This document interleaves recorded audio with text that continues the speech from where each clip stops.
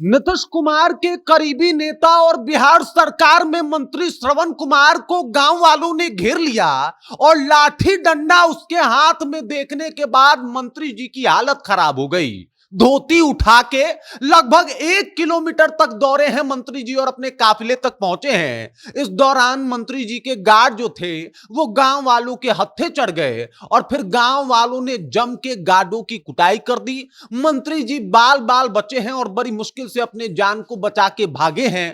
पूरी कहानी क्या है सब कुछ आपको बताएंगे। आखिरकार गांव वाले क्यों आक्रोशित हो गए और मंत्री जी कैसे टारगेट पे चढ़ गए, सब कुछ आपको समझाएंगे। लेकिन उससे पहले मेरा परिचय जान लीजिए। मेरा नाम है रजत और आप जनता जंक्शन देख रहे हैं। बात हो रही है श्रवण कुमार की। श्रवण कुमार जो कि इनका एक अलग दबदबा है, रुतबा है बिहार सरकार में। नीतीश कुमार के खासा करीबी नेता माने जाते हैं। नीतीश कुमार इनके ऊपर बहुत भरोसा करते हैं और नीतीश कुमार के कई सारे योजनाओं के सूत्रधार श्रवण कुमार ही हैं। लेकिन श्रवण कुमार नवादा के एक गांव में गए थे और जब वो उस गांव में पहुंचे थे तो दरअसल वहां पे कुछ मामला था कि कई लोग एक साथ जो है वो अपनी जान गंवा चुके थे और इसी मामले में संवेदना व्यक्त करने के लिए विधायकों के साथ, अपने टीम के साथ, अपने लाव लश्कर के साथ मंत्री श्रवण कुमार उस गांव में पहुंचे।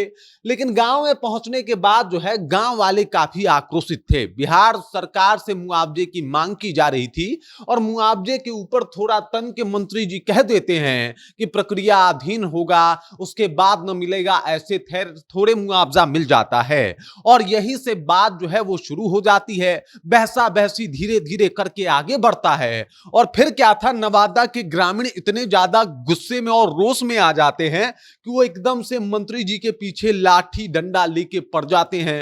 मंत्री जी को लगता है कि भाई साहब अब जरा भी लेट किए तो डंडा इधर उधर बॉडी पे लग सकता है, गिर सकता है। और उसके बाद मंत्री जी देख लीजिए किस तरीके से धोती उठा के भागते हुए दिखाई दे रहे हैं। जैसे तैसे भाग के लगभग 1 किलोमीटर दूर इनकी गाड़ी खड़ी थी, गाड़ी में जाके पहुंचे थे। इस दौरान जो इनके गार्ड थे वो इनको बड़ा प्रोटेक्ट कर रहे थे। अगर गार्ड नहीं होते, अगर गार्ड इनकी लाठी अपने पीठ पे नहीं खाते तो 1-2 लाठी मंत्री श्रवण कुमार को भी लग सकता था। इस तरीके से ग्रामीण आक्रोशित थे और उसके बाद मंत्री श्रवण कुमार जैसे तैसे भाग के गाड़ी तक पहुंचे, काफिले तक पहुंचे, अपने जाके गाड़ी में बैठे।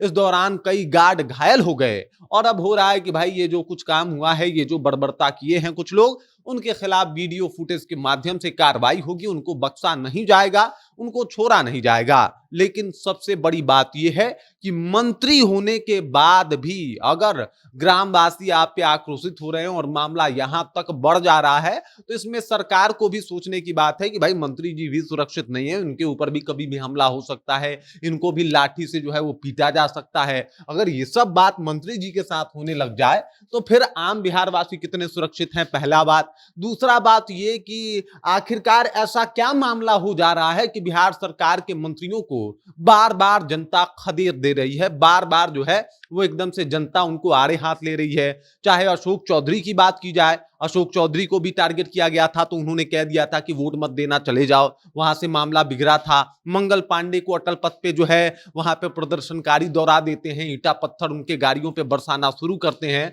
और मंगल पांडे भी बड़ी मुश्किल से अपनी जान बचा के वहां से भागते हैं। तीसरा मामला फिर से आ गया, बिहार सरकार के मंत्री नीतीश कुमार के करीबी, नीतीश कुमार के कई योजनाओं के सूत्रधार श्रवण कुमार हत्थे चढ़ गए। अब श्रवण कुमार भी जैसे तैसे जान बचा के वहां से भागे हैं। कार्रवाई की बात हो रही है लेकिन होगा क्या ये देखना काफी लाजमी होगा, अहम होगा। बाकी इस खबर, इस जानकारी को लेके और जो कुछ नवादा में मंत्री जी के साथ हुआ है उस बात को लेके आप क्या सोचते हैं, आपके जहन में क्या कुछ चल रहा है, कृपया कमेंट कीजिए और अपना विचार हम तक पहुंचा दीजिए। बाकी आप देख रहे हैं जनता जंक्शन और मेरा नाम रजत है।